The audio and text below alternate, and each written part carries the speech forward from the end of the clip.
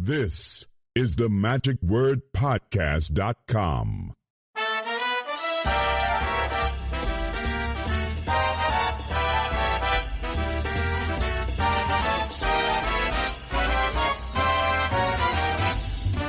Hello, this is Scott Wells for the magicwordpodcast.com.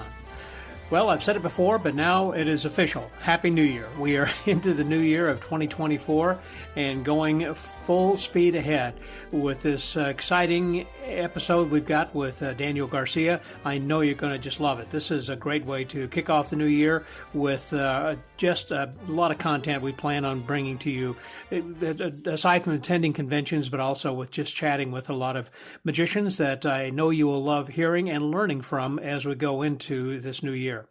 This past couple of weeks, we've been running a contest for a copy of the Watch Steel video and DVD by Charles Bach and Chappie Brazil. And we have drawn a winner whose name will be announced on the backside of this podcast. So stay tuned after this episode is over to listen to see who the winner was. Also, as we go into this new year, we actually wrapped up the obituaries from this past year. If you'll go to themagicwordpodcast.com, there you will be able to see the list of those who have passed this past year, and it is quite tragic when you stop to look at the sheer number of people who are friends in our industry who have passed. It's almost double the amount that we had from 2022, and many of these people have been heard here on the Magic Word podcast, and I'm so thankful to have had that time together to have kept their words and their voices out there, so it's in cyberspace for all to listen to for so many years into the future. And I'm glad again that you have helped support this podcast over the past years in order to keep it going and to allow us to put these kinds of episodes out there for posterity and for historical purposes. That was not really my intent when I got going with this podcast back in 2011. My intent was just to have some fun and talk with some friends. And one thing kind of led to another, and here we are now. And again, I'm so thankful for all the people who have participated in so many ways, those who have spoken on the podcast individually for a full episode, those who I have spoken with on just brief conversations when we were at Magic conventions, also those who have financially supported us with their pledges and their donations, and also for the rest of the world who is just listening from week to week or even just occasionally dropping in and out.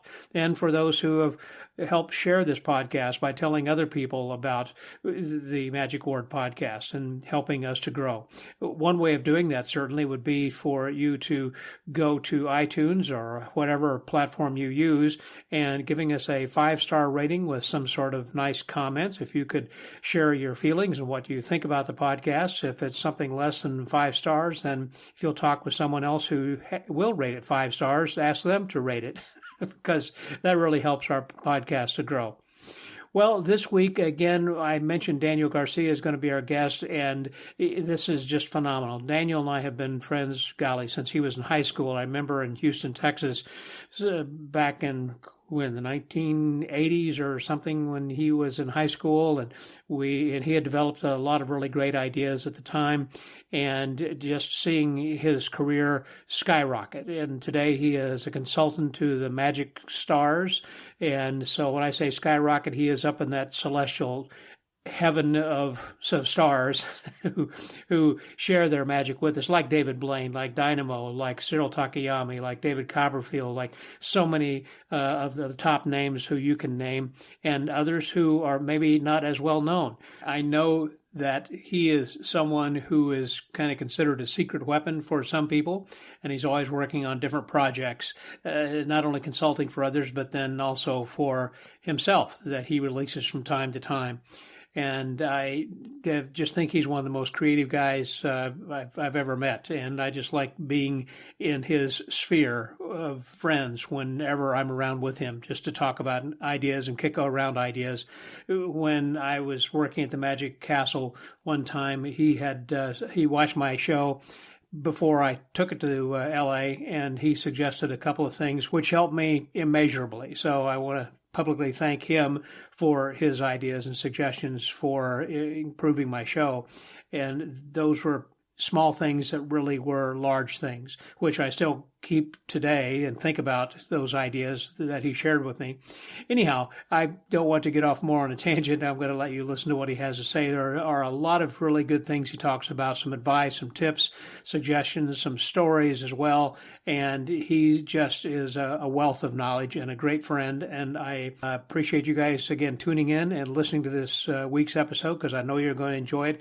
This conversation was recorded while we were at the TRICS convention. That's the TRICS convention. That's the Tri-Cs, or Carolina Close-Up Convention, that was held this past fall. And I had intended just to pull Danny over for a little while to chat, as I normally do during a convention, just to get a little content and background from different performers and also the dealers and everybody else at a convention. But as we started talking, I kind of felt like as long as he was giving me some time and attention, we ought to make this into a more substantive type of an episode, which developed into what you're about to hear here this week. Please welcome our guest this week, Mr. Daniel Garcia, here on The Magic Word.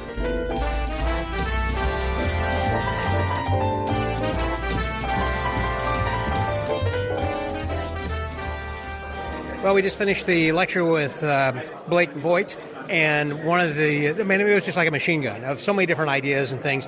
And he's going to be, as we were talking about earlier, this afternoon, I believe, on the Insights panel discussion. And one of the people he's going to be talking with then also is with me right now, and who is one of the performers and lecturers, my friend and yours, Danny Garcia. Hey, Danny. What's happening, dude? So glad to see you. And this is the first time you've probably been at Tricks, isn't it? This will be the second, but I think the first time I was here was, 2015, okay. 16, something like that, yeah. Several years ago. Yeah, definitely. Yeah, because I was talking to Scott Robinson. He said this is like the 14th year, I think. Yeah, man, it's getting so big. It's amazing. It is. So Blake was talking about consulting for different people, but you've been pretty much related to and tied at the hip, it seems like, with David Blaine. Have you ever consulted with other people, or has David let you go out and do things, or are you kind of like his guy? No, a ton. Yeah, a whole bunch of people, actually. Yeah. Okay. Yeah, pretty much, you name it, Dynamo, Cyril, Rangel, Copperfield, Piff. A lot of the guys on the strip right now, because I'm in Vegas right now, so a lot of the guys are... I was about to ask you, because I knew that you had left Houston. You come back from time to time, like we were just talking about, and visiting your folks. But so you're living in Vegas? I thought you were, for some reason, in L.A. or New York. I was in L.A., and then I ended up booking a lot of consulting gigs out in Vegas, and so... It just kind of made sense to not pay for a place there, a place in Houston and in Vegas. So I got rid of the LA place and then be in Vegas for probably another year, and then I'll probably head back to LA. So when people want to contact you as an outside consultant or something, they just give you a call, write you, or they hear about, or they got an idea. Do they come to you with ideas, or do you sometimes parameters? Mostly parameters, but a lot of the times, the biggest part will be. Just, hey, Danny, just run. Like, go do something. Like, just give me stuff. Okay. It's like Blaine's the biggest one. Like, with Blaine, there is no real... He's just like, all right, Danny, what do you got? And I come up with 100 things, and then I'll just pitch 100 things to him. Well, you've already been proven to him, and so he can trust you with it. Yeah, exactly, yeah. And then sometimes it'll be... It's very few that it'll be like, hey, I want to do this trick with this object, with this type of thing. It's normally just, what ideas do you have? A lot of times it'll be like let's say Dornbos. Like, I've been helping out John Dornbos a lot. Yeah. And so with him... we can go down like a football route because of his background past sports, career, yeah. And so that's kind of easy because I can be like, or he'll call and he'll be like, hey man, I love a jar of pennies. What can we do with a jar of pennies? So he'll give me like an interesting object. Okay. And so a lot of times people will do that, but other times I find that easier, I would think, because then you kind of know what to work with. Yeah, exactly. Yeah, it definitely. We just listened to Blake talk, and the thing that Blake and I will be talking again tomorrow about. Is the parameters, like he was just mentioning. And you narrow it down. It just becomes so easy to just be like, I have to come up with something with this. So, or it'll start with like a joke, a line. It could be just like you heard him in there talk about. He said, it'll be called Daffodil. Yeah. Knowing Blake, he probably came up with that word first. and then reverse engineered what the trick would be. You know what I mean? Sure, yeah. sure. So that'll happen a lot also. How often do you have people come to you and say, Danny, I've got this idea I think that David might be interested in, thinking, David doesn't know me and I'm not really a creator, but something comes up and they run it by you. Does that happen from time to time? Yeah, it happens a lot, actually. Really? Mainly it'll be emails or like Instagram or like things like I'll get messages like, hey, here's an idea for David, here's an idea for David, here's an idea for David, which is great. I mean, it's tricky with David because David is his own. He's pretty specific. Very specific. So a lot of times it'll be, I've got this card trick for David, but I'm like, it's just not something David would do. You know what I mean? Mm-hmm. But I don't want to say no, like right off the bat. So it'll be like, all right. So you throw things at him and say, hey, look, this guy sent me something. I'm sure you screen things out. I'll screen it, but what I'll do is I'll be like, okay, well, what's something that like an example would be like, I know David's not going to do something where a girl kisses him on the cheek. You know what I mean? Yeah. Like it's just something that he's just not. I can't see that happening. Yeah, it's not his style. And also, it starts to open up a logistic nightmare. You know what I mean? Yeah. It's just like, all right, well, now do I have to get a consent form for him? Do I have to get this? Is it going to, or it might be like a brand thing. I've got a thing with Coca-Cola. You know what I mean? And be like, well, logistically, I just can't make that happen because now we've got to pay Coke. We've got to do, you know what I mean? Yeah. So I'll try to like figure that out and be like, all right, well, what's something? But I'll mainly just keep a list of it. Just be like, let me use it for inspiration. Like, all right, well, what's something? Or I'll just give them, hey, dude, that's a great idea. Do you have any other ideas? Just to keep them. I don't want to just shut them out. I think it's really big to not stifle creativity, and so just saying no to somebody instantly kind of, I think, puts a damper, especially if it's somebody that, like, I don't know how long it took them to, like, even build up the courage just to even pitch the idea. Yeah, you know good point. So I don't want to make them feel bad about that kind of stuff. Do they come to you in, I guess, all different ways, whether it's through email or like at the convention, or you have to see them at a show or something? Either there are magicians that approach you, or, they come all ways. At conventions, it happens a lot of conventions, so they'll be like, oh, I've got this cool idea with David. And sometimes it definitely actually, sometimes it actually definitely will be like something really great. Like I know the first time I met Ryan Stock, that's a great example. I remember Ryan showed me a bunch of things, and I was like, dude, these are amazing. Like, you have to show these to David. Like, this is a great, because he totally fits the character really well. Yeah. It's just, like, so that happens, not as often, but that definitely does happen. Yeah. Like, oh, this is awesome. Like, come show this to David. And so then you go back to the well, like in that case with Ryan saying, hey, you got something else? Or? Yeah, or I'll film it, and I'll just be like, hey, let me send this to David real quick to see or I'll ask, is this something you're interested in doing? Or a lot of times, sometimes it'll be like, if I'm out at a convention, Magic Live happens, somebody will show me something, I'll be like, let me film this real fast. I want to show this. Do you mind if I show this to and not just David? Like, it might be something that might fit Piff, or it might fit Cyril. You know what I mean? It's like that was going to be my next question, specifically because everyone has their own performing style, and you have to kind of get to know these guys personally and intimately, so that this will probably fit better for this guy than it does for this gal, or whatever. Yeah, definitely. Yeah, it's funny. It's every time that I meet somebody new and I'm consulting for somebody new, they'll be like, hey, can you help me out with this? Can you help? Can we, help? I'm doing this television spot in this country. Can you do? I'm like, yeah, definitely. Get there, and the very first thing is like, let's go to lunch.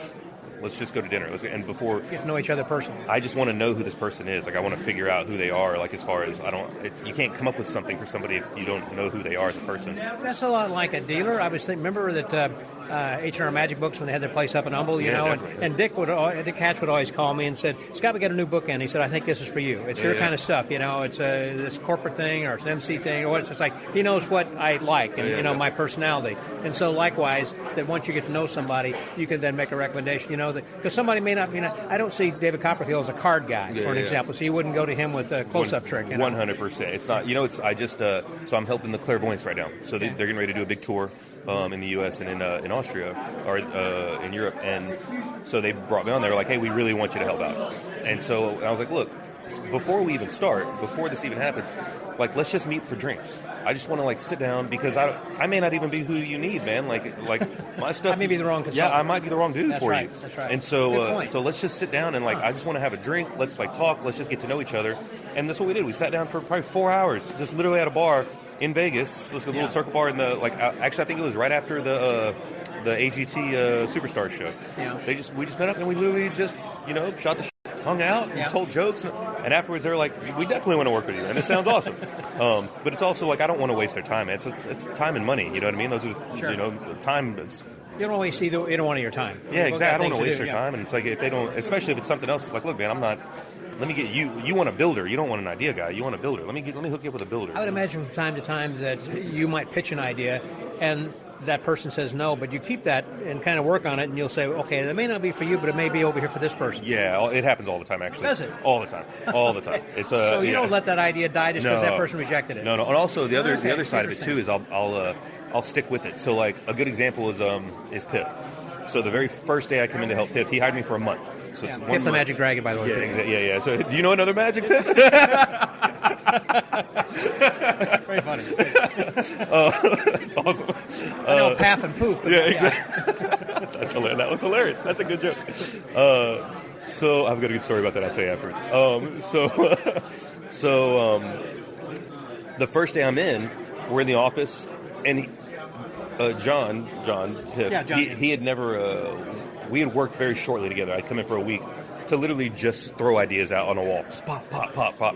But he's never hired me in like that kind of a long-term thing. So he really didn't know what to expect. And so the first day I'm in there and I'm just kind of talking and I just want to know, like, all right, let me figure out. And he's very specific with his character. I mean, he's one of the people out of everybody I know that's like, man, I know exactly what I want. And so the first day, the very first idea I come up with, he was like, I want an encore piece, is what he said. I want a piece I can do as an encore.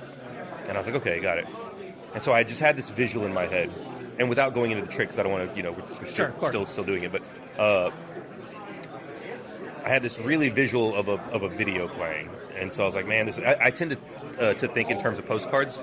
So I tend to think of, like, what's the visual, like, if I stop frame something, what is that visual that people are going to see? Which could the people see, right? Exactly, yeah. In the audience. And so, yeah. And so I saw this video playing in my head, and I was like, oh, this is hilarious. Like, this would be so... And I edited the whole video in my head of how it would work.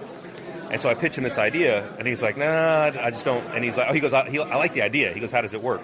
And I was like, well, I mean, I think, in theory, and I sketch on a piece of paper real fast. And he's like, no, that's not going to work. And so...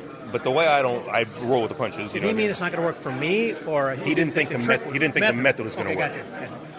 Gotcha. But that happens a lot, and that happens a lot with a lot of different. They're not going to work, but they don't. Like I realized very quickly they don't see what I see in my head. I have to kind of Neo it, Matrix that thing. And so I wish you would have gotten that visual. He was like Neo. Keanu Reeves, he's bending backwards and dodging bullets. It's funny. We worked for 3 weeks, and we're coming up with different ideas, and nothing is really like.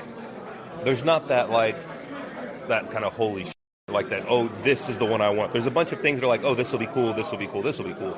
But there wasn't that knock like uppercut. You know what I mean? Okay, yeah. But I really thought this trick was going to be that uppercut, and it was the first thing I pitched. And so we're standing in line to go see Jeremy Cambridge, actually. We went to go see, because we're working on another mentalism piece also. Okay. So we went to go just get inspiration. Now, you're with Piff, or you're with Clairvoyance? I'm with still Piff. This is with Piff, John. yeah. Okay, this is Piff, yeah. And so, but we wanted to do a mentalism piece in the show. Oh, okay. So we went like a magic square.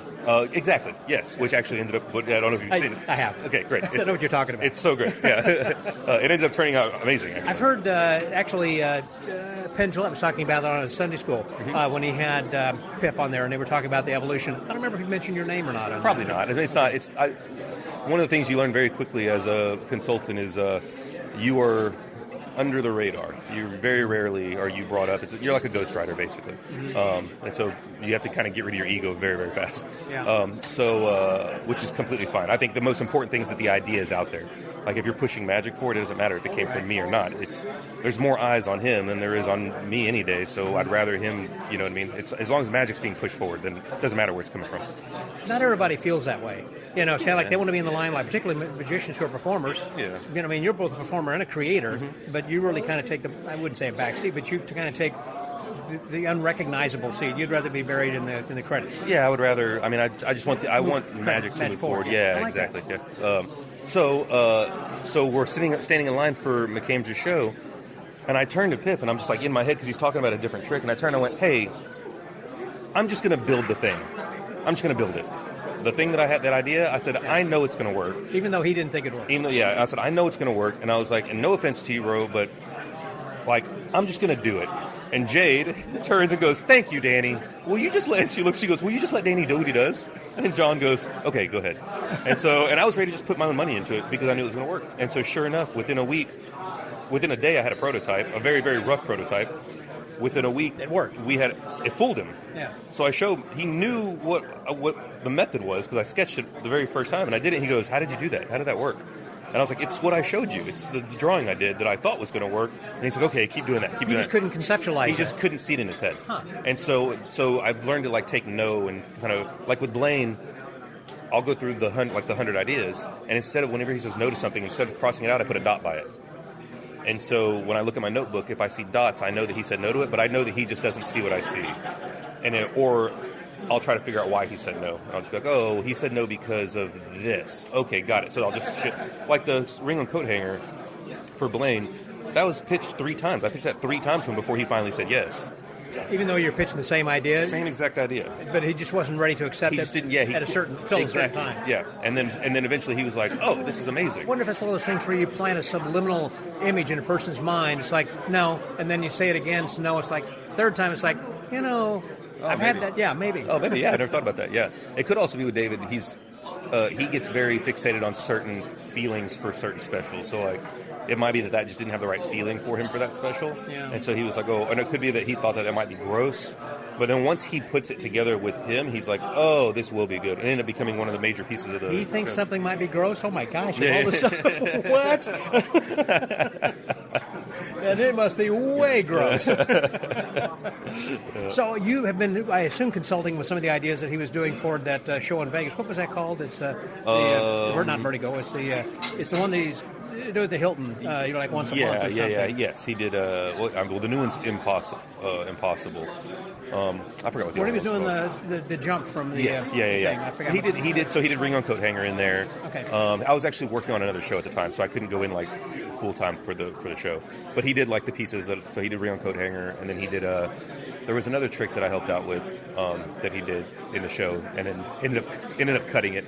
And now he's doing a brand new show. So when you had the idea for the Ring on Coat Hanger and you're pitching this to him, and I'm using this just as an example of other ideas, do you pitch them as an idea and he says, that's great, what's the method? And you're going to go, let me think about that. Or do you have a method when you present it? Both.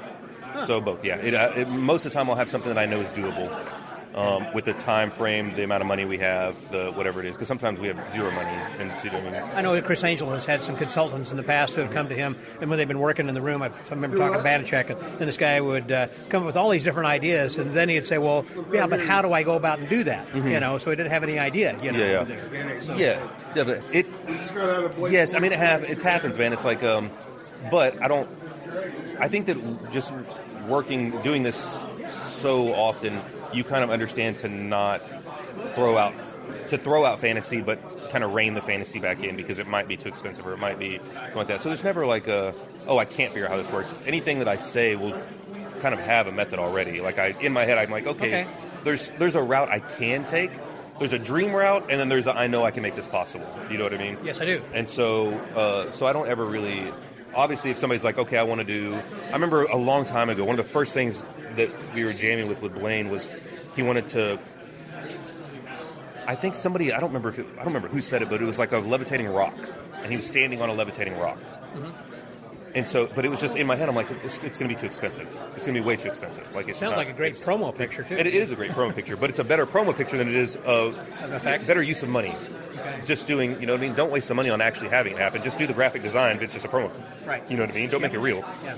So, and that's, I think with consulting too, that's a big thing also is understanding how to manage money. I've got this much money for this, I've got this much money for this. So let me take, a lot of times when specials will bring me in, like a series, they have like, we've got this budget. And so I'll come in before anybody comes in, before I even hire a team. And I'll be like, listen, you've never done this before. So let me explain. So right now you've got this X dollars for the finale, X dollars for large things, and X dollars for small things. It doesn't work like that. Because I might be able to let me know what your full budget is, just me, I won't share it with anybody, and I can make all of this work. Because we might be able to come up with a finale that you say costs just fantasy, let's say it's $30,000 is what they're allotted, right? And there's not as much money in TV magic as people think there is. I know. I've consulted for masters. Yeah, exactly. It's very little money, actually, especially if you're hiring consultants, because now I have to pay people, and they normally don't have a budget for that. So I'll just go, okay, well, $30,000, but you want to do a trick with this? I can rent a car, I can do this, I can get your finale done for $1,000. Give me the $30,000 to put towards something else. So what I'll do is I'll take all that money, and then I'll start putting a budget together for my consultants. I'm like, okay, here's the amount of money you have. I can do this, this, and this, but now I can also hire 3 other people now. With the extra money the extra money I just saved. Okay. Or this one close-up trick, you think, like you might have $1,000 for close-up magic for an episode, which is never going to happen. I'm going to spend it on playing cards. You know what I mean? Yeah. And sometimes you got permits and things also. So that costs a lot. The good thing is that'll be a separate budget there'll be a production budget and a magic budget. Oh. So I don't have to permits don't have to come out of my budget. Okay. My budget mainly is just for magic to happen, magic to get built, for me to hire people. Other people to help you with that. Exactly. So I'll do that. But a close-up trick also might cost, I remember the first time, a production, I was like, this close-up trick's going to be $10,000. And they were like, what? It's close-up trick. What are you talking about? And I'm like, well, let me explain this to you. Like, let me take this tabletop off so you can see the electronics inside. And they're like, oh my God, I didn't know that existed. You're like, yeah, but you want to do this trick? Yeah. So it ranges. But there's always a way there's always a way to do something. I remember talking with Andre Cole many, many years ago, in which he was talking about when he was in college, he would not go to sleep at night until he had written down 3 ideas, whether they work or not, but they may have been completely impractical, but kind of like what Blake was talking about from the standpoint that these are like crazy ideas, or, actually he writes down 10 bad ideas a day. These were not bad ideas. They were good ideas, but he said whether the technology existed at the time or not, or maybe it's the future, maybe it'll never exist, but here are some ideas, which you can later then go back to, let's say like that one where a head is decapitated and moves from this table over to another table or something. He said that was one of the things I wrote down in college and then later was able to put together, or a bed of spikes or whatever like that. Do you have a method, Danny, in which you actually will write down or think of some ideas on a regular basis, or are you so busy that you don't have time to actually set aside a few minutes a day to do that? I always have. You make time. The right time. That's great advice. Make time. We are in charge of our time, bro. So it's the one thing that we have complete control over is our time, and it's the most valuable thing that we have. So how long have you been doing that? Since high school. Yeah. I always make time. I think it's. To say that you don't have time to pull out your phone and write a note is to say you don't have time is to say you don't want to, I think. That's what I think. And so... Say you don't have time to say you don't want to, because it's exactly right. I don't want to do that. Yeah, exactly. It's not... You always have... We have time right now. I've got 30 seconds from right now for me to not go over there, to not look on Instagram, to not I've got 30 seconds to write something down. But the two... I don't know why I just got so passionate about that. No, I can see that. But... so the 2 different things that I tend to do, Blake and I talk about this a lot, actually, and so we both end our lecture the same way, with doing a little jam session with the audience. But the 2 things that I do are, the first one is, instead of doing the bad ideas, that's Blake's kind of route. Yeah. Mine is first thing in the morning, and so. While you're still laying in bed, you have like a little note literally sheet. The very first thing in the morning. So as soon as you open your eyes. Yeah. And it takes about a week to kind of get into it. You got a pad of paper right next to the bed? Yep, literally right next to you. And you turn over and you write down 3 ideas and then turn the page and don't look at them. Oh. And then the next morning, roll over. Are these ideas that may have been coming in your dream, or just or things that's like, I've got to force myself right now to come up with an idea? So it starts off with the forcing, because you're not used to. It's very easy for you to get up and the first thing is grab your phone, look what time it is. Yeah. You know what I mean? Yeah. Look at the news. Of course I do. So that's what I do. Yeah, exactly. That's what 99% of people do, right? Yeah. So the first part's forcing. So you have to get up, force yourself to turn and just write down. The crazy thing is the reason it's the first thing in the morning and the reason you turn the page is because you're still in that weird dream kind of morning twilight stage. Yeah. So the majority of the time by lunch you forgot what you wrote. You don't even remember what you put on the pad. So what you do is or what I did, I haven't done this in almost a year probably, is write down 3 ideas, turn the page, write down 3 ideas, turn the page, write down, and then I fill up whatever my time. So let's say I'm going to do that for a month. So after my month, I close the book, and now I start over. But this time I do it at lunch. So this time I'll wait, and at lunchtime, I'll sit down, I'll open the notebook, and then I'll read the 3 ideas first, and I'll write down what I thought, like what is inspired by those 3 ideas underneath that. So I'm like, oh, this is interesting. Well, what was that? What if I do this and this and this? And I'm kind of free writing what's coming to my head from reading my own ideas. Yeah. And then I turn the page and don't look at that again. And then I do that until my month is filled up again, right? So now I've got that. And then at the very end, now I go through whenever I want, and I just go through my notebook just at my own time without my time constraint. It's like, let me look through my notebook. And I but only do 1 page at a time. And then I read what my 3 ideas were, what I analyze that, and then I analyze both those together. But by the end of a month, you've got nothing but gold. You were literally sitting on gold of just because you now might be able to connect this, and now your brain has now put these like pieces together, and you can go, oh wait, there was an idea over here that had to do with eggshells, and my first idea over here had to do with the chop cup, and so now you're like, well, let me do this and let me do this and let me put it, and so now it just becomes this kind of like little Bible of like. Just nuggets of because there are subliminal things that you have put down that you kind of forget about exactly, as well 100%. Until a few weeks or months later. It's nothing but inspiration. It's all it is, just inspiration. And then the other thing is my notepad on my phone. Like I use my notepad religiously. Like all the time. Literally, I'm just going. I know they can't see it on the podcast. You show me right now just the notes over here. So. Line for motivation or a trick. As a magician, it's my job to make people think what they're seeing is real. Literally, it's just something that like will just pop in my head. And it'll be like random things. I realize that loves is lo ves in Spanish, which means you see it. So I was like, oh, there's something kind of interesting there. What if I do something with the word? Yeah, with just a word. So again, read it again. Like I don't see it just random. Like it's all just really weird. I mean, if I go and then so Blake and I will play a game, Treasure Hunter. A book in the style of a journal about a boy named Hunter that finds hidden treasures mixed between Harry Potter, National Treasure, and Goonies. Solve clues in the book, find hidden maps. So it's just random, like, double coincidence. Idea for a trick. Deck of cards. And then I type out. So we'll go through, Blake and I'll sit down one day, and like we'll just go like, hey, man, let's go to a bar. Yeah. I mean, the library. Let's go to the library. Let's go sit down in the bar. And we'll sit down and literally we'll order a drink. And then we'll play this game where we go through our notebooks and we'll scroll and we'll go, boom. And then I'll say an idea. And then we'll just riff on what the idea was. And he'll go, boom, here's an idea. And we'll just start riffing on what the idea is. I think what the brilliant thing is that I'm taking away from this is that it's not, okay, I got, like, when you develop pressure, okay, I got an idea with a balloon and a card, a phone or something, But so it's not things. These are concepts, and they're ideas that do not require a prop. It's something in the mind. Could be anything, yeah. Anything. Yeah, anything at all. I think that it's like, yes, I believe in constraint and pressure, like the way Blake was talking about, and how to have parameters and all that stuff. But also, I think that it's very important to just put stuff out. Just like literally, there's a really good book. I think it was Aha, is what the book was called. It's a book on creativity. Mm-hmm. Who was it? I can't remember the author's name. I'll have to look up the author. It's a hard book to find. Okay. But it's aha with an exclamation point. And it's a book on creativity. It's about the aha moment. But in that book, he talks about just having a creative notebook. Literally, just write ideas down. Whatever ideas you can, just write them all down. Literally, just get it out there.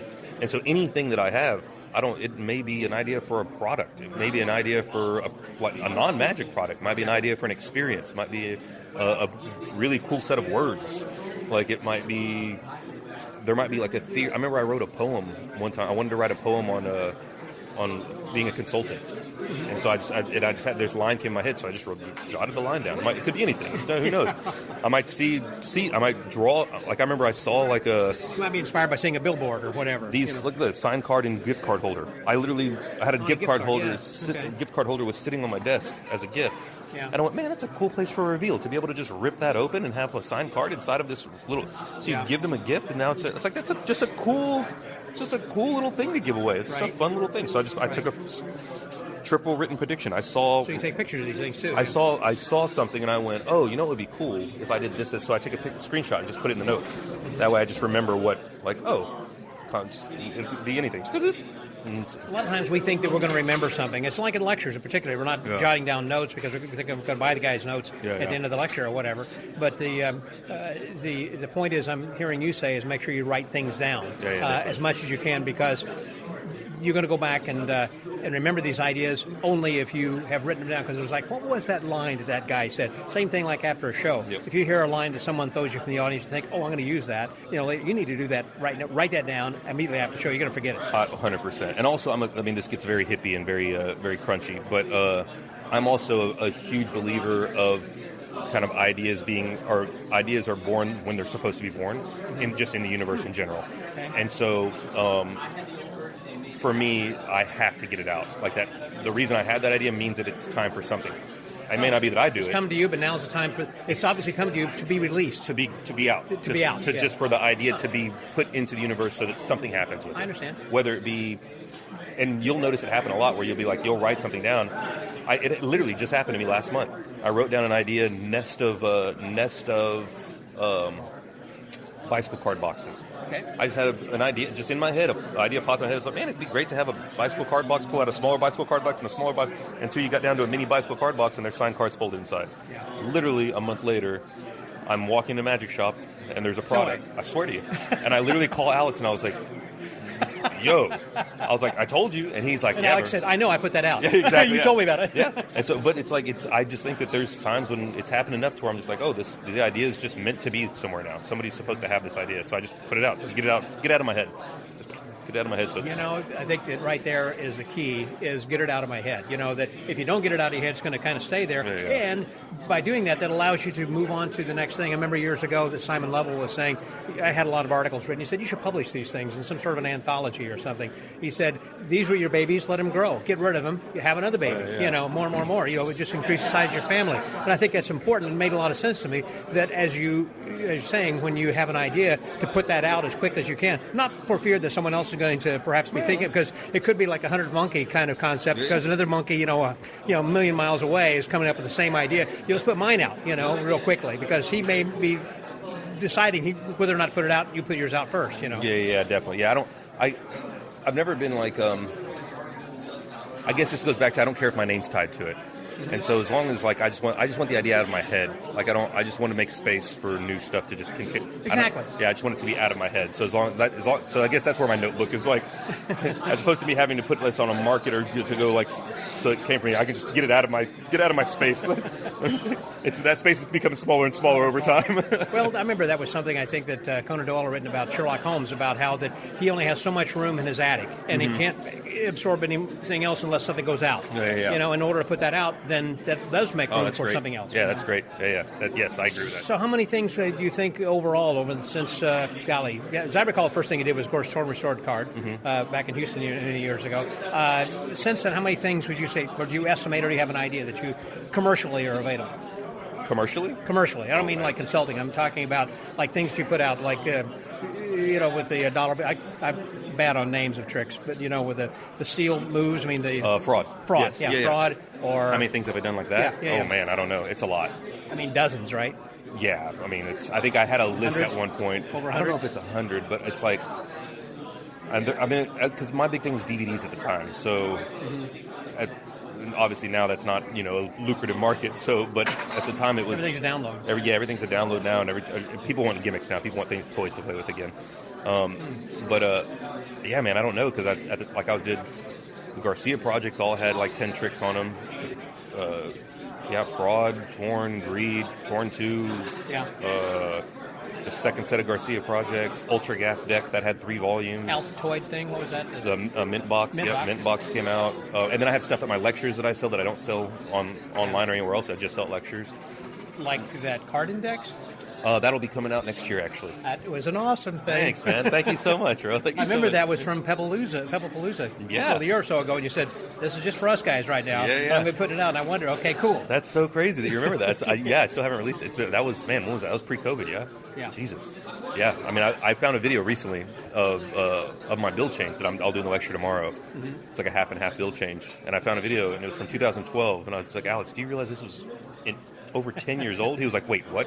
I was like, yeah, 10 years ago is when this build changed. Time changes. It's crazy, man. Yeah, we mentioned Alex a couple times. Alex Rangel is like almost like a blood brother of yours. Yes, very much so. Yeah, 100%. And he consults also. He often sits in with you, I guess, with David Blaine? Yeah, definitely. Alex is what I call the catalyst. He's kind of what Blake was talking about. He's the dude that will throw out he doesn't care if they're bad, or he will continuously throw out ideas. Just what about this? What about that? What about this? What about that? And you need that. That is he's a smart dude, and he's a very handy. Yeah, he's a very handy builder. But everybody on the team I think has a role. Not everybody's like the same cookie cutter. I mean, they're all different. Of course not. Yeah, definitely. It's like building a cake, man. You're not, if you have all eggs, your cake's going to be. So.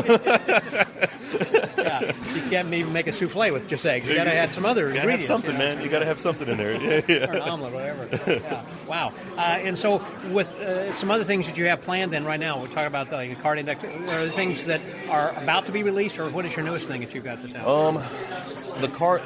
I think the next 3 things, not that this is solid, but in my head right now, I think this next year I'm going to be kind of I'm getting a little burnt out on TV consulting right now. It's very tiring. Why so? Because of the hours? It's just exhausting. Your brain is constantly on. And then, without shooting myself in the foot here, television production tends to be a little more mean, I guess. It's not really my speed. It's not as relaxed. It's very cutthroat. You got a lot of people, first of all, that are in the studio that they're paying for. Yes. You know, the director, and the cameraman, the light guys, and sound, and everybody. Yeah. And so every moment that you're doing something while you're trying to get the thread tied, they're cooling their heels, and somebody's paying their bills. Very much so. There's a lot of pressure on you. And there's not you realize very quickly that most production companies and networks don't understand how to do magic. So that's true. It's a very, how come this isn't built? And you're like, look, dude, you just asked me to come up with a miracle in 24 hours. Yeah. This hasn't even been tested on people, so you're paying. They're used to do like a prop, just coming in and wheeling in. They're used to an art department. They're used to somebody coming in and painting something and being like, of course you built this. That's what I paid you to do. And so they don't really understand magic. So that's where it kind of gets hard. But so because of that, I think this year I'm going to do.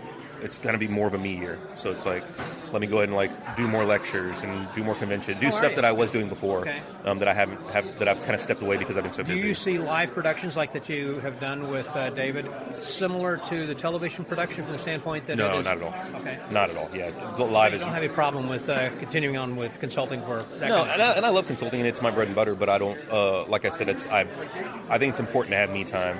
And there's ideas that I think I'm ready to kind of, like the index. The index thing was something that, I mean, you saw, from almost conception, you know what I mean, to now where I'm like, so I think that's kind of that'll be the next. I mean, I've started looking at manufacturers and materials and what's the best. You know me, I want everything to be chef's kiss. You know what I mean? Exactly. To a fault, actually. A little OCD on something. I know. So that'll be out. My card to wallet, I think will be coming out next year.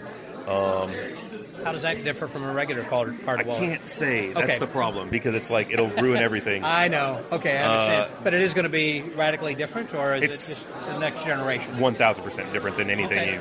Literally, I can say that with full confidence. Okay, it's just that's the effect, card to wallet, but it's completely different. 100% different. Okay. Yeah. Gotcha. It's not.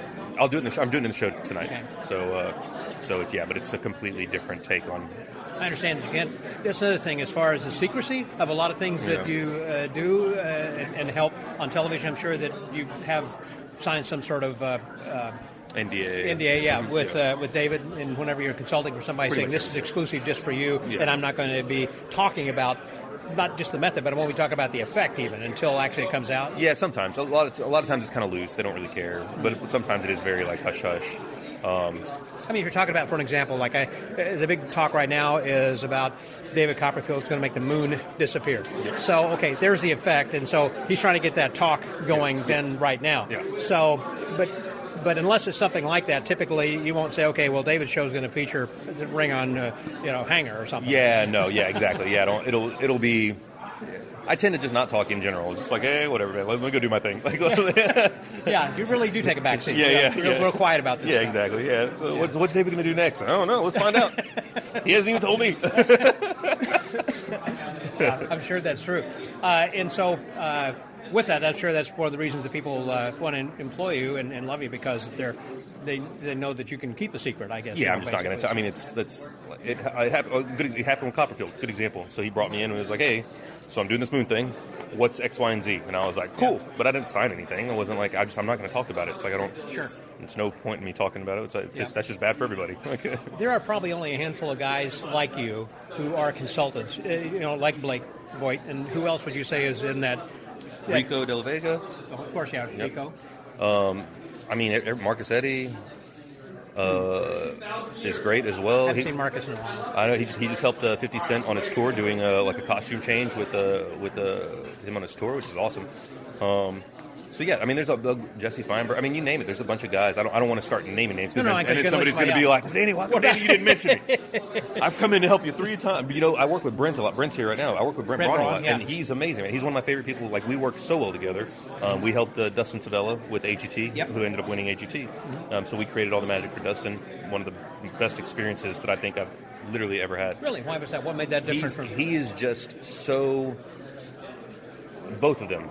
Dustin doesn't get enough credit in the Magic community because he's not in the Magic community. He's really not. You know, I talked to him at Magic Live, and we were about to have a conversation. He said, I want to talk to you about some stuff and put it on the podcast, but I didn't get to do that. He's amazing. He is extremely talented. He's one of the nicest human beings you'll ever meet. Very respectful.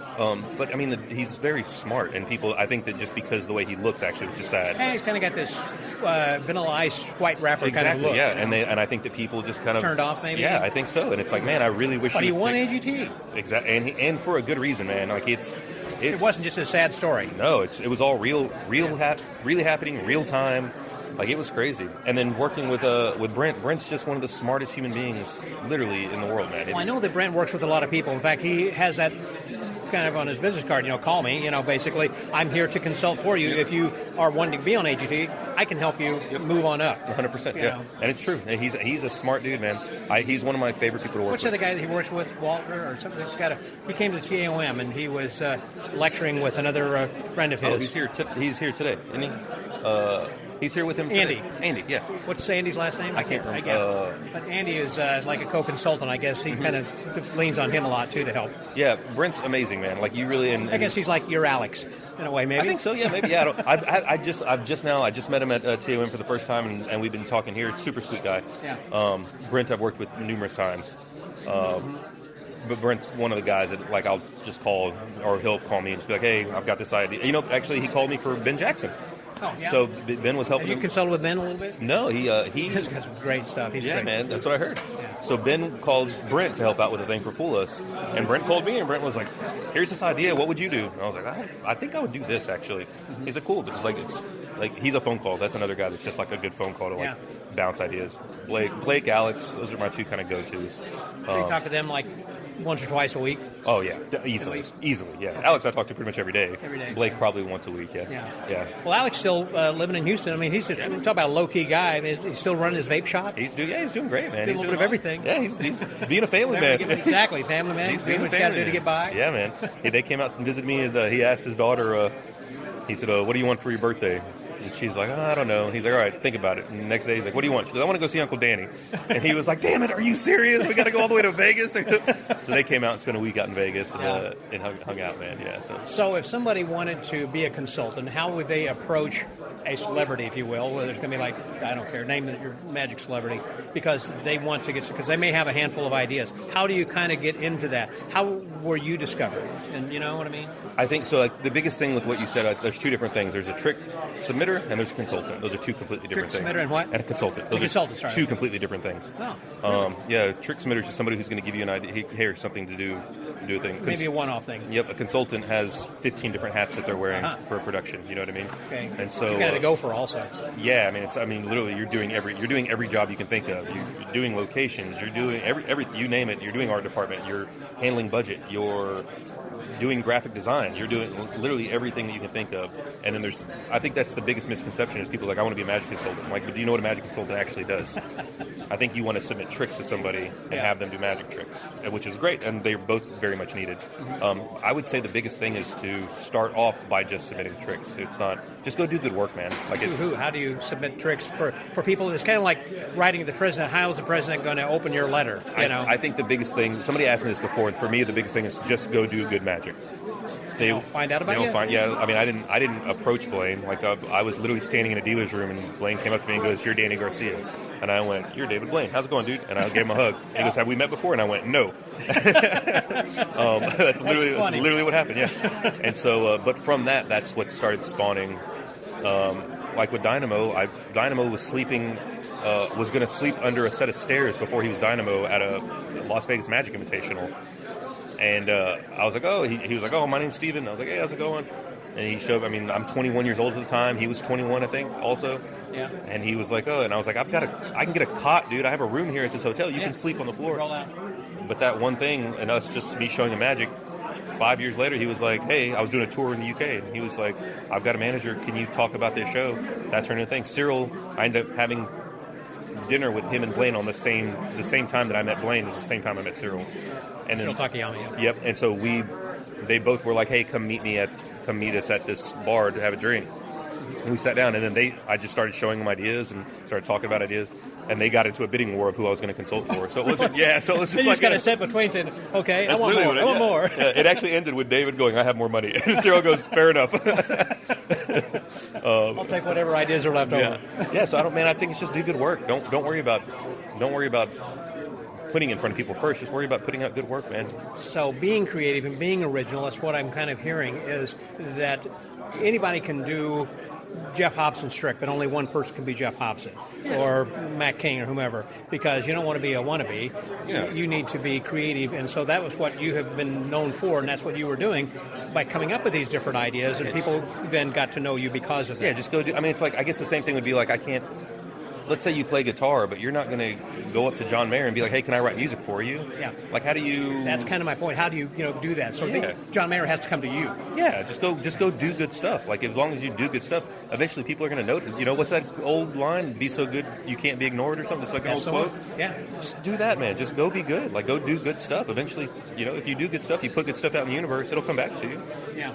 I think. Yeah, that's true. Yeah, whenever I was... the consultant I mentioned earlier about Master of Illusion, I was there, and the fellow who was supposed to be doing it, something came up personally, and he had to leave. And Gabe Blackstone said, well, who would you recommend? Said, well, it just so happens that Scott Wells happened to be in town. Awesome. Said, if I was going to recommend somebody, it'd be him. So, you know, and so that's how I kind of got to do it. So the point is, yeah, if you are so good that people are going to recognize you for your experience, then that's what you need to do, is just go out there and do it, and eventually they will find you. It's kind of like, if you have a goal of being famous or making money, you may not ever achieve either. I agree. That just comes as a result of doing the work. Yes, it's a byproduct of you just doing good stuff, man. Eventually all that stuff will start falling in your lap, and it'll literally it'll start being handed to you. Which the good thing about Magic, man, is that like there's so much magic on television that's coming out that like people need ideas. You know what I mean? It's a grinder. I mean, they need ideas. Yeah, I thought about that so many years ago when the first special with Doug Henning, when he was doing a zigzag. I thought, and the world saw the zigzag for the first time on network TV, and it's kind of like, what have you got for me today? So it's like, that was yesterday, and that was a great idea. So what have you got now? Yep. You have to, it's just a machine. Yeah, man. It's just a shark that keeps moving, and you got to come up with new ideas all the time that's bigger and better than whatever yesterday's idea was. Definitely. What have you got for me today is what they're asking. I guess that's the hardest. That's the pressure, right? The pressure is, that's like, what can I do that's better than the last thing I just did? What can I do that's better than the last thing? How do you do that? I was talking with Pat Hazel one time, and he was working for Jerry Seinfeld, because what had happened was, he said that when they were shooting the show live, and they wouldn't get the laughter that they expected, so he would then go to Pat and say, how can I make these lines funnier and whatever? And I said to Pat, that's got to be the easiest job in the world, because they've already kind of written the lines. He said, no, it's the hardest job in the world, because you have to not only be funnier than the funniest person in there, but the aggregate of all the funniness of people who have already thrown out these other lines. Yeah. He said, so I had to take the first three jokes that I thought were hilarious and throw them out because they probably thought of it, and then go beyond that. Yeah. So for creating magic, that's something I would imagine you have to push yourself then also. Yeah, 100%, man. And you know what? Shamefully, my ego gets in the way also. Like, I want it to be... Of course you do. Like I say, kind of like... I want the reputation to continue to move forward, and so it's like, that's where my ego does step in the way, and I need to learn how to kind of let that go, where I'm like, man, I need this to be better than it. It has to be better than the last thing I did. This has to be better. AGT, that's where it gets really hard. AGT is very difficult, and the reason is because they know just enough magic to be dangerous. Yeah. AGT does. Oh, I mean the judges. Yep. They know, and also production. They know just enough to be like... critical? Well, just go, well, why don't you just do this? And I'm like, yeah, but you're not a magician. You don't understand why I'm doing, it's really funny. One of the producers told me during this last season, they're like, magicians are always worried about, I have to say this. But he was saying it as like, how come you just can't do what we're saying? Why do you have to say? And, and in my head, I just smiled. I didn't say anything to him, but I was just like, oh, you just don't get it. Like, you really, I do have to say that. Because if I don't say that, this trick's not going to work. It's not, those words are very specific, but they don't They might also cover some move or whatever. Yep, they don't understand, like, they don't think, like, they don't think in a psychological kind of aspect. They just think about production. And so, like, they don't understand, like, no, but I do have to do this because I need this for all this to work. They can't wrap their head around that. So they're just dangerous enough to kind of be like, oh, but they're difficult because you have to be like with Dustin, you come up with a trick and it gets an amazing reaction. You're like, well, this next trick has to be better than that other trick. It has to. Yeah, because every time they say, we're going to step it up. I like that. And then production's on your, well, how do we make this bigger? How do we make this bigger? And sometimes we'll go backwards. With Dornbos, it happens a lot where they're like, we want it to be bigger. We want it to be bigger. How do we make this bigger? How do we make it? And he'd be like, dude, what do I do? I'm like... Same thing with Matt Franco. They kept saying, make these card tricks bigger. Yep. But you can also make something feel bigger. That's the part that they don't understand. You can make it feel bigger, but it's not... Well, isn't that what medalists do for the most part? 100%. I mean, it creates an illusion in the minds of the audience that are sitting there, which makes it bigger because everyone can, quote, see it in their mind. 100%. Mentalism is one of the best things, especially for television, man, if you want to make something feel massive, because it's like you get it's kind of ripple. I mean, it's like more than I do. You get this kind of ripple effect with the audience. So the idea, the birth, the idea of going that ripple effect. It's great. Right. Yeah, definitely. But again, I think AGT would be a very difficult thing to try to write or to consult for. I remember the story about Kevin James many years ago, like, I don't know, season 3 or something, in which he had advanced. And then, remember, he had come out with that idea with the animated hand, the severed hand or whatever. And they wanted him to do that. And he said, no, that's kind of commercially available. I got another idea. And by contract, he had to do it. And he didn't make it to the next level. It's because of that. So what's funny is he doesn't have to do it. That's the thing. So this is how come television starts getting kind of difficult. You don't have to do anything. You are your own person. And it's funny. So Simon is actually really, really great about this. Simon told Dornbos at one point, he was like, Dornbos didn't listen to the producers. He's like, I do not want to do that. That's not what I'm doing. I want to do this. And at the end of the day, it's you're the one that's on television. It is your call. That's right. It is 100% your call. They'll make you feel like you don't have a choice, but you 100% have a choice. You can say no. Nope, I'm doing this. This is what I'm doing. No, but we really want... Sorry, I'm not. So by contract, there is no contract of you have to do what we tell you. I misunderstood that, I guess. Yeah, no. There is a... They'll give you a suggestion of what's best. They'll strongly suggest. Exactly, yeah. And they'll make it feel like you don't have a choice. But you 100% have a choice. Okay. Yeah, you can definitely. But the same thing. And Simon told Dornbos, he was like, don't you ever let anybody that works for me tell you how to do your job. And I thought that was amazing. That he turned it around on Simon? Yeah. Wow. Simon turned it around. Simon literally turned his back to his whole production. Yeah. Do not let these people tell you how to be you. Yeah. Like you do. That's what we want. Is exactly. We want you. Yeah. We don't want them. We want they understand television and theater and how to make something feel bigger. But at the end of the day, they want you to do you. Yeah. So I thought that was one of the most amazing things. This has been a wonderful conversation. I thank you for your time very much. And thank you. So since my podcast is called The Magic Word, what would be your philosophy of life? A lot of things you talked about over here, but what's important every day? It could be different from what you had yesterday, but what do you think? Do everything with love and authenticity. That's kind of reigns above everything for me. Do everything with love and authenticity. Danny, you're a great buddy. Thanks very much. Thanks, dude. Same, man. Same, buddy. Appreciate the time. So with the Magic Word Podcast. That was Danny Garcia. Scotty.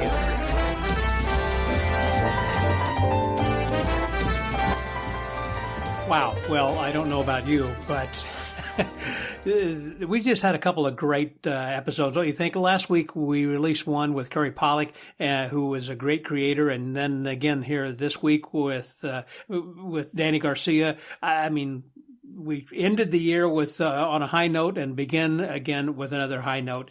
I hope that you guys just get as much out of it, or got as much out of this as I did.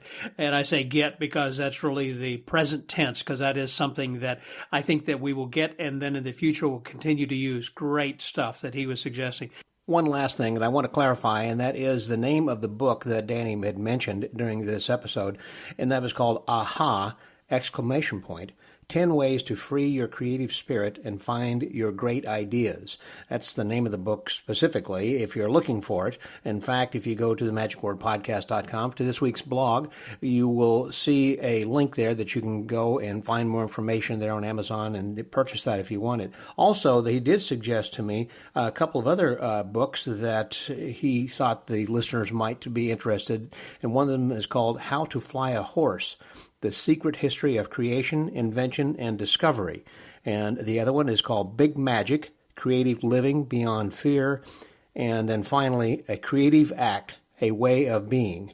All four of those books are ones that he recommends and is probably worth you checking out then as well. As I said, go check out this week's episode blog, and there you will see links to Amazon where you can find out more information and order those books if you are interested. Thank you, Danny, so much for being my guest here this week and also for your friendship. I appreciate it greatly. Well, I mentioned in the first part of this podcast that we have made a random selection of a person's name who is the winner of the Watch Steal video DVD by Chappie Brazil and Charles Bach. And I do want to thank Charles for donating this prize. And if you haven't had a chance to go back and listen to that episode, I suggest you do as well. It's another one of those marvelous episodes that we had posted just before the one with Carrie Pollock. In fact, the convention where I was attending the Magic at the Beach was there at Charles Bach's Theater, where I chatted with him and then later with Carrie Pollock. Well, the winner of our prize here this week, the first one for the year, is Kent Dickinson. Congratulations, Kent. I will get this right out to you. I know you'll enjoy it. It's got a lot of really great stuff on it. And I know the way that Chappie and Charles teach the watch steal, you'll be able to do it. Not straight away. It does take a little bit of time, but it is something that you'll use for the rest of your life. And I'm sure you will enjoy the DVD. And again, thank you, Charles, for donating that.